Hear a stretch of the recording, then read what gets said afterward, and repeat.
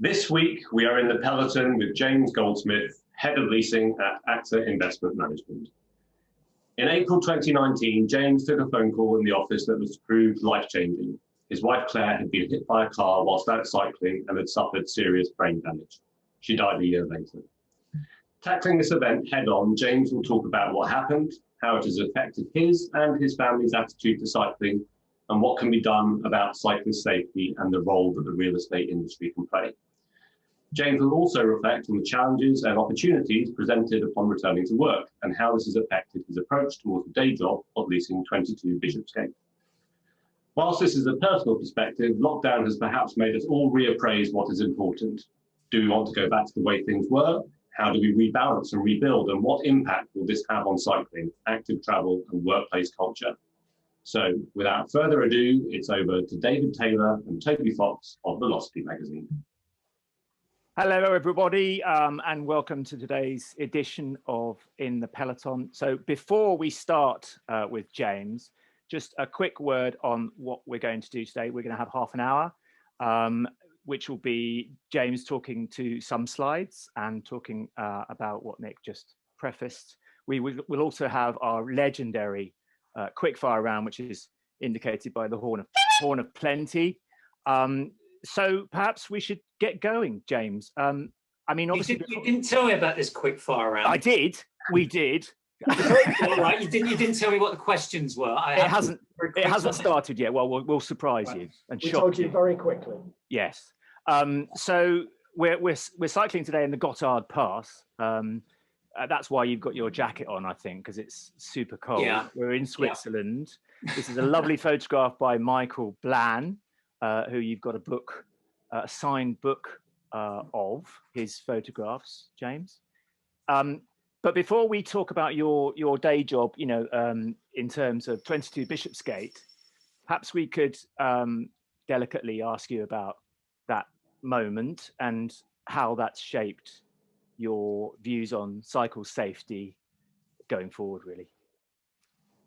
Take us through it, if you wouldn't mind. Thanks, David, and thanks for the intro, Nick. I'm kind of quite nervous about this because I'm not quite sure what's coming out. And did you say there's a Q&A as well? Just the quick fire round. We can scoot over it if you like. But yeah. Okay, because I was going to say if it's Q&A, then not to do with this though. You used the word delicate, and I, family and kids really respect that. We've always said from the very beginning the way we deal with this is just being completely. So I'm going to sit up. It's just by being completely open and honest. I remember just after the accident, people were really kind and said, look, be strong and everything else. And Claire's a fighter; she'll be all right. We know she could get through, but by then we knew that this was going to be pretty tough, and the outcome was going to be grave, whatever that was. And so we've always just been completely open and honest in the way we talk about it, and I think it's been, absolutely the right thing.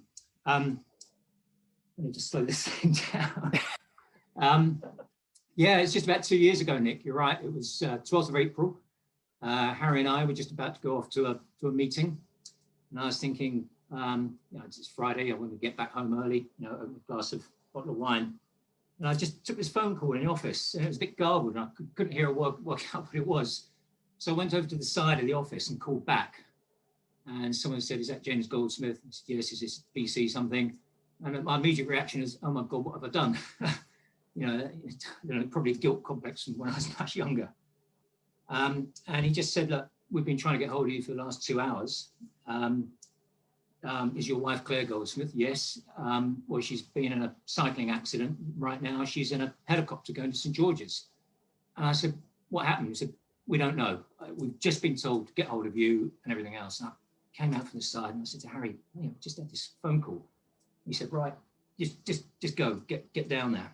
And I got in a taxi and I phoned up the police again and said, what's going on, what happened? And they said, look, we just don't know. But the very fact that she's in an air helicopter and everything else, going to St. George's, we've all seen St. George's on 24 on A&E, a favourite programme, coincidentally, or ironically. And I was in a taxi and I thought, geez, and in my head, I just saw it as a binary thing, David. For me, I was either going to get there and she'd died, or I could only think of that or back injury. They were the only two things that were kind of going on my mind. And I thought, well, I need to phone up the kids. I've got 4 children, all in their 20s. Our daughter is in Australia, traveling. And I thought, right, what order do I call them in? What do I say? Do I even call up my daughter? And I thought, what if it's 2 o'clock in the morning or something. But I thought, if I've told the boys and their mother is dead and I haven't told her, she's going to be absolutely furious. But I just wanted everyone to know everything in present time. So we all had the same information at the same time. Anyway, I got there. Taxi driver asked me for a review. So I haven't used Uber since. Thought it was a bit insensitive. He knew what was going on. And I kind of got up to reception and they said, James Goldsmith, come around here. Went around there. Doctor came out and said, James Goldsmith, yes. Can you come in here and sit down? I said, I don't really want to sit down. No, they said, no, we'd rather you sat down. So I was absolutely expecting to hear that she'd died. And they kind of went through, they said, well, right now it's life affecting, but not life critical, and, serious facial injuries, broken arm, lots of cuts, bruises, what have you. And they said, actually, but the brain scan is too early to say, but doesn't look as bad as we thought from the presentation from when she turned up. And that's the first time that I started thinking, whoa, brain injury. So because I remember saying, so I said, so she hasn't broken her back? And they sort of looked at me and said, no, why are you concerned about that? I said, it's just binary. And that was the beginning of the journey, I guess, gents. And I mean, fast forwarding to now, unfortunately, she passed away last year, right? How have you been adapting? How have you taken to cycling again? I know that's a tiny, insignificant issue, I suppose, but and what are your attitudes to things like insurance, the prosaic, I suppose, from that terrible event? Yeah, we got till 2:30, haven't we? Yeah. Correct. Well, I guess, talking about that, there's a little bit of stuff, in between times. And I remember that afternoon, I remember phoning up my PA, Debbie, who was just brilliant, and said, look, can you clear my diary for a fortnight? I don't think I'm going to be in. And it just became clear over the next 48 hours that, the brain injury, you could just tell by the movement in the A&E ward, which is an incredible place. It just, 2 to 3 staff for every patient, and kit and machinery. It's just extraordinary. And Claire was due to have facial reconstruction work done the next day, and it wasn't. And you could just tell by the movement around and the way people were talking, things weren't quite right. My eldest son, is a doctor. They kind of took him into confidence. And that night he said, look, Dad, this is serious. And I said, yeah, I know it's serious. And he said, look, Schumacher, that kind of type of injury where you have this sudden impact. And on the Sunday morning, sure enough, it was, Mr. Goldsmith, would you come in here and sit down? By now you're learning that when they say, can you sit down? It's never a particularly good thing. So, I think by then we realized that this was going to be a really serious thing. Claire's best opportunity for quality of life was to get to a specialist hospital. And because she was on artificial respiration and everything else, her needs were such that those sorts of places don't come up very often. Anyway, we were really lucky. And a month and a half later, she was moved to the Royal Hospital for Neurodisability in Putney. I've driven past it so many times and never really given a second thought to what goes on behind.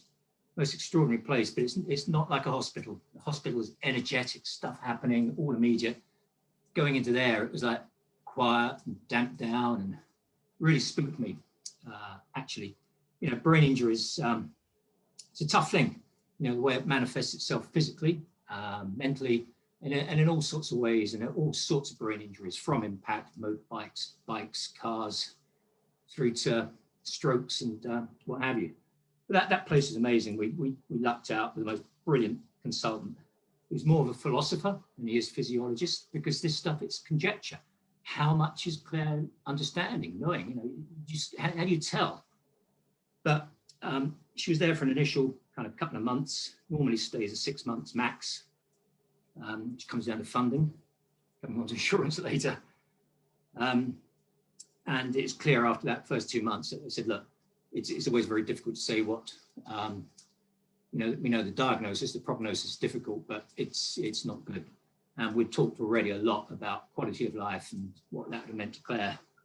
And pretty soon we were into the discussions of withdrawal of medication, which obviously is a very sensitive thing. We went through a long process with family and friends, and it's not about what we want, it's what would Claire want and how do we evidence what Claire would want in these circumstances. And we were totally unanimous on that. And we got to a point, just as lockdown was happening, that we were going to withdraw medication.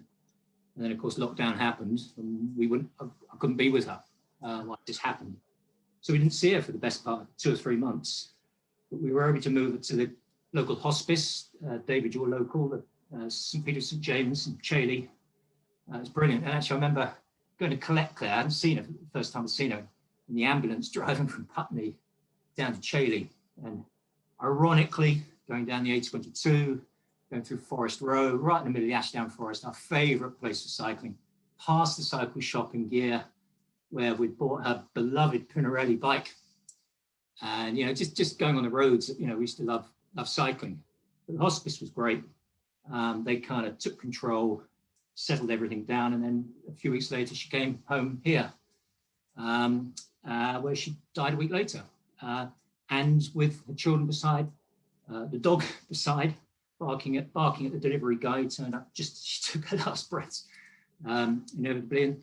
And there we go. But, it's funny, at the time, we thought, look, we've dealt with this for the last 12, 15 months. This is the right thing. It was immediate relief. And we thought emotionally, okay, we're a long way through this. But it kind of started all over again. The thing is, Toby, it's only afterwards that you realise what's going on. For 15 months, you're just in the zone. You're looking after her dignity, her values, everything. And you're doing physical things. Like right now, Friday afternoon, I'll be in Putney, taking her outside, having a cup of tea in the garden, doing what have you. But suddenly that's gone. And it's a very different sort of emotion. Amongst all of that, you've got to, get back to work. AXA has been superb. Harry, the team, being, especially so, they've done all the heavy lifting for me, allowed me the time I wanted to, because, I guess, grief is a kind of, I don't really like the word grief, but it's like a mental injury, and you never know how it's going to affect you. It's a physical injury. Well, I'm not saying one's better or one's worse, it's just different. I'd say physical on the whole, probably more predictable. Mental just isn't. Sometimes you're fine, other times just kind of gets you, it manifests itself in different ways. And it's, as I say, and we're really open to that. We're not fighting it, we're not pretending it's not there. We're just completely open, because getting it out there is the way to deal with it. Yeah, cycling. Yeah, that's been funny. You can't see it, just behind the Gotthard Pass, I've got my new mountain bike. I try go back to the mountains, which is where Claire and I used to cycle. She was a great endurance rider and did the Transalps and other events. Kind of regret kind of encouraging her onto the road, but she did love it. She got her taste for it. Actually, on a cycling, which we did a lovely holiday in Tenerife, Mount Teed, and all of that, which is pretty special. Lucked out with the weather as well. Yeah, I remember getting back on the bike about 2 months after. I felt all right. You're kind of aware of what's going on. I think I told you, David, the other day, I was just going on that lovely road just between Albourne and Henfield, Saturday afternoon. I saw a car kind of starting to, coming up to a junction right away. And I thought, have they seen me? Haven't they? Yeah, they've seen me. I was just covering my brakes. And they were looking at me and stopping. There was nothing behind me, nothing away. I thought, they stopped, they're okay. So I started carrying on, and bang, pulled straight out in front of me. And I took evasive action and ended up in the verge. And I just thought, that was the first time out, having had been I was hit once in a car, another story. And it just makes you realize how vulnerable you are when you go out. Thank God Claire had British cycling insurance. Just everyone out there, get insurance. Don't even think about it. I've got all the kids on. I've got a standing order, and it's just renewed every time. British Cycling being absolutely superb through this, not a question. Getting my daughter back out on the bike was another thing. She was a good rider, nice pace, really strong. She was quite nervous about going out, but we went some really nice rides during lockdown. And I just remember one afternoon, just on a road just underneath the South Downs, a van was coming. Don't need to say what colour it was. It was really, really quickly, dust flying out and everything else. Narrow road. And I thought, this is just, there's no room for error here. If we get a pothole and there's loads of them, there's no room for error. And I did that kind of slightly patronising thing where I said, whoa, like that. At which kind the window open, blaring, all this stuff. Yeah. Blimey, that was nice. I'm guessing that's a white van. That would be my colour. I'm not saying. Okay. All right. And then literally 2 minutes after, the car overtook us. God, talk about a close pass. Oh, insane. And by then I was wound up, really, really about naming and what have you. And I probably flicked a sign or something. Not that it mattered because I don't think they saw. I looked around just to check she was right, and she wasn't there. And I cycled back, and she was just on the side of the road. I said, "Dad, I'm not doing this." And she's just in tears. I just really felt for him. We can talk about vans and cars and everything else. There's as many cyclists are at fault as there are cars. The difference is, two are at fault. If you're in a car, you're going to do a lot more injury to someone on a bike. So, that level of responsibility. And I know there's talk about changing the law. Proof of an accident, and the onus is on the card to prove they're in the right, rather than it other way around. We're back on the roads. I just think a lot more sensitive. There is this turf war going on out there. I don't like it. We can talk about cycle lanes and all the stuff that goes in. Yes, absolutely. I think some of them are really dangerous. We can think of ones in Brighton, which are absolutely mental, how they just stop. And I think they can be as dangerous as being on the road because there's this feeling of safety when you're in them, but then suddenly they end, and all the junctions and crossings and people, and who has right of ways like seafront where they have these paths with the bikes, and bikes get really pissed off with the pedestrians, and pedestrians saying, "I'm out for a walk." So it happens in every way. I just think we just got to find a culture of mutual respect, really. Okay. James, are you resigned to that kind of tribal warfare? Do you see that's going to happen forever, or are there specific things that you think can be done, or that you'd like to see done, or that you campaign for that you think might actually have an effect and improve safety? I'll go with whatever Chris Boardman says. What he's doing up in Manchester. The guy's a legend, in every sense. A modest, nice guy, Olympic champion. And what he's doing for cycling. There's all the road safety things that we should be putting in. I got a little bit nervous over the last summer when the government was saying go out and buy a bike and what have you. And we were just seeing people on bikes, and you thought, oh my God, yeah. You go on a road and you're really vulnerable. And I see Deliveroo drivers. When was the last time you saw a Deliveroo driver with a helmet? And yet they're about to float for £7 billion. I just don't get it. So for me, Toby, when we were kids, we used to do the cycle proficiency. I'm not sure if they still do it. Do they? Do they still do it? No, it's called. But it was essential when we did it. Really aware. The police used to come along and test you and do everything, and just gave you that kind of road awareness. I guess. That's the other thing is you get with cars, whenever they go by, I say, get a road license, you shouldn't be on here yet. 95% of us have probably got a road license, and I'm not sure all the road license goes towards the roads, it goes towards sorts of other things as well, and we pay taxes in other ways. Perhaps insurance should be mandatory. I know cyclists don't like that, they say it's voluntary. Perhaps helmets should be mandatory if you're going on the road, lights, all this kind of stuff. I think perhaps cyclists, there's a lot of responsibility that goes with it, and people should be encouraged to take it. I don't think we should always just be pointing at cars and everything else. We have to, we should be properly lit up and everything else. So maybe it's a cultural thing, Toby.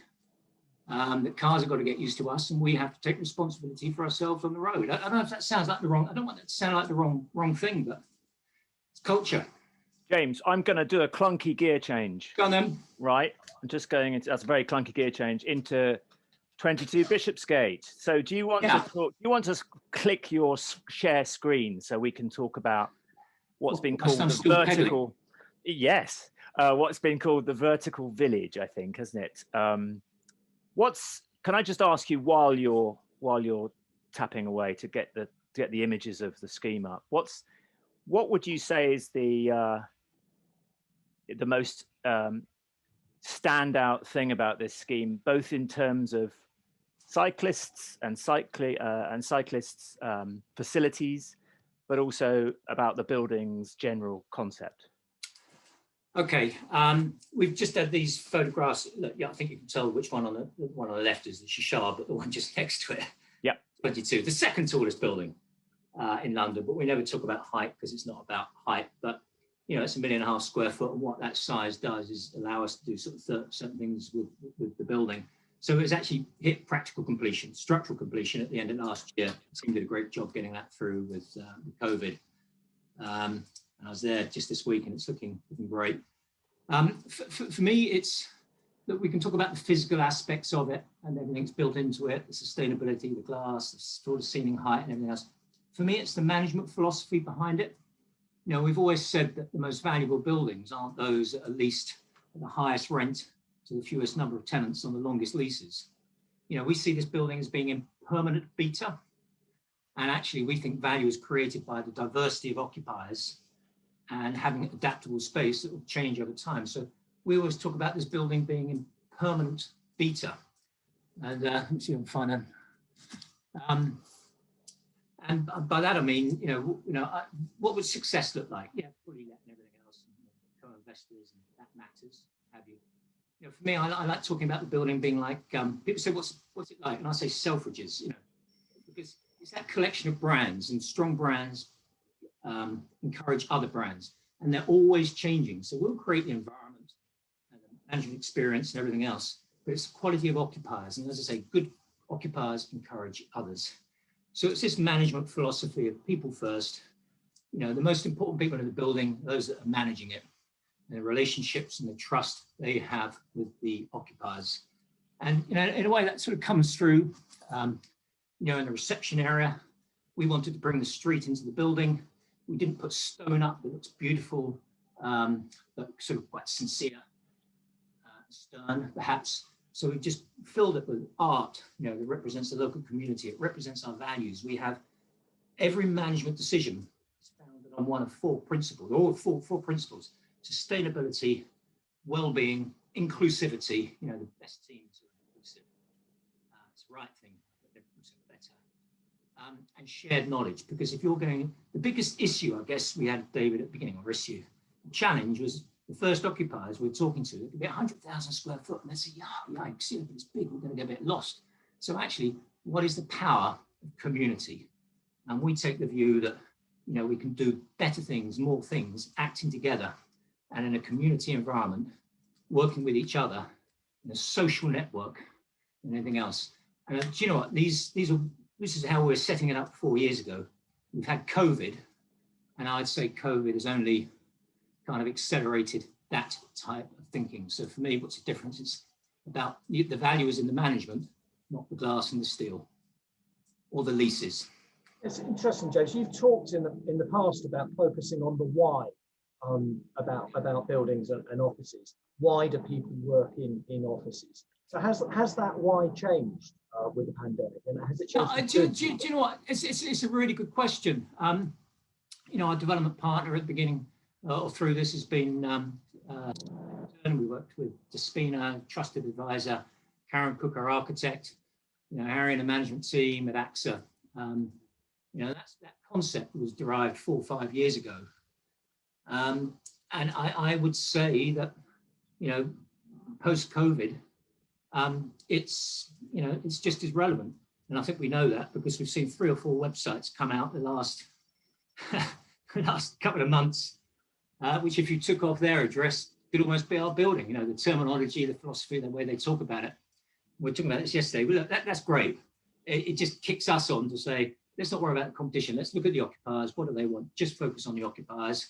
It just gives us a front to make sure, as I said, permanent beta, always changing, always wanting to look.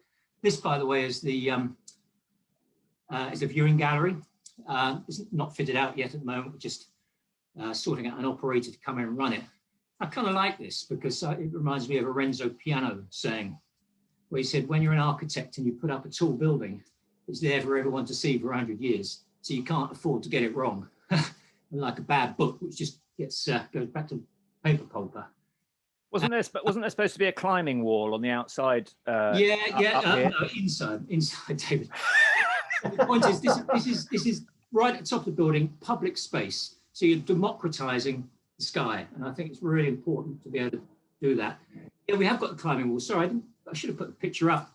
It was a CGI that was put together about 5 years ago. It wasn't briefed. The CGI designer just came in one morning and said, hey, I just had this great idea. We could have this climbing wall. And it was actually, it's on the inside of the glass. Oh, that's boring. Number 25. Yeah. That image, it's funny. Everyone says, oh, we need an image that shows the views and this and this. And it's got to be absolutely as it should be. I said, no, images are to provoke an emotion. And that image kind of tells a story of 22, just one emotional image. So tell us about the cycling facilities. Let's zip through to those. So you want to cycle, yeah. I've got 1,700 bike spaces. Justin Sires, we have Justin, don't we? And his team at 5 at Heart help us put all this together. It's all fitted out, color coded. For us, a successful bike park is one that's empty at night and full during the day. It's not there to store bikes because you can't put them into your flat and leave them there all winter. If it's there for more than a week, we'll get a phone call and you'll be told, you'll have to say why it's there. And we're not allocating them pro rata. It's first come, first serve. We want all of these used. We've got space for recumbents, hand pedal bikes. We just want it used. And it's not just bikes. It's also, certainly not just Lycra. That's partly why I've got my jeans on. I've never worn jeans, a puffer jacket and cleats, but anyway. And there's a Brompton bike hire facility as well, and a Brompton bike hire, Dutch bikes with big baskets. I'll be more pleased to see Dutch bikes with big baskets coming in, as long as they've got proper lights on and everything else, than carbon bikes and carbons for everything. But it's also for runners and walkers. We've been working with Scott Kane, who's introduced to us. He's great, and he's sort of trying to do similar things for running. People running in and having facilities to change and wash and everything else, as we've all been doing for cycling. So we call it the bit of a mouthful, the active commuter part, the ACP, because this is for active commuting. It's not just bikes. I'm not sure we've got space for electric scooters yet, but we're working on it. Toby, I think it might be time. Do you think it might be time?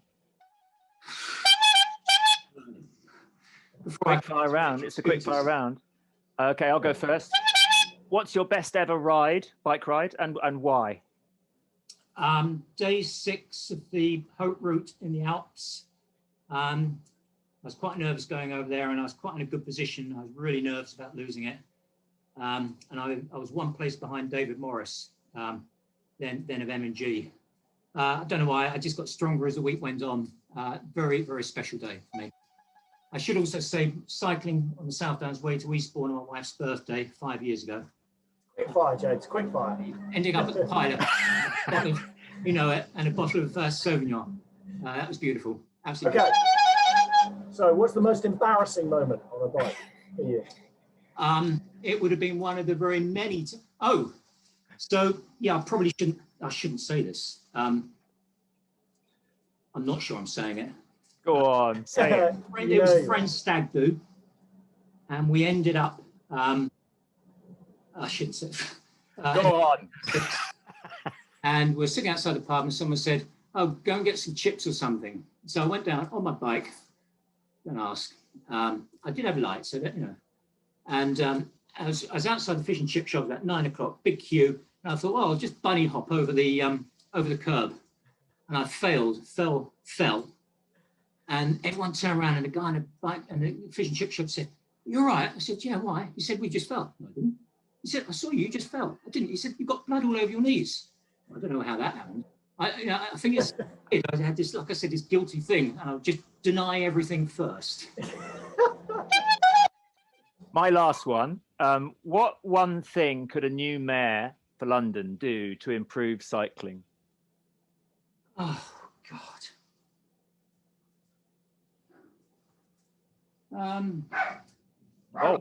Sorry, that's... More dogs. Yeah. She might have got me out of that. I don't know.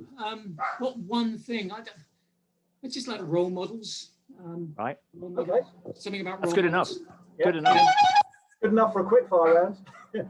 What's top of your bike riding bucket list? My top riding bucket list. Yeah. I had to do the Hope Route for the third time and do the Dolomites race. Or this year, we're hoping to go up the Gothard Pass for two of Claire's best cycling friends. We bought this picture when we saw Michael Blanard, and it did a talk a few years ago, and we pushed a boat out. We got a massive view of this in our flat in London. So we'd always planned to go and do that. So we're hoping to do it this year. James, I think that's a great place to end, isn't it? Thank you so much for sharing. No, thank you. Really enjoyed spending. Warm now. Yeah.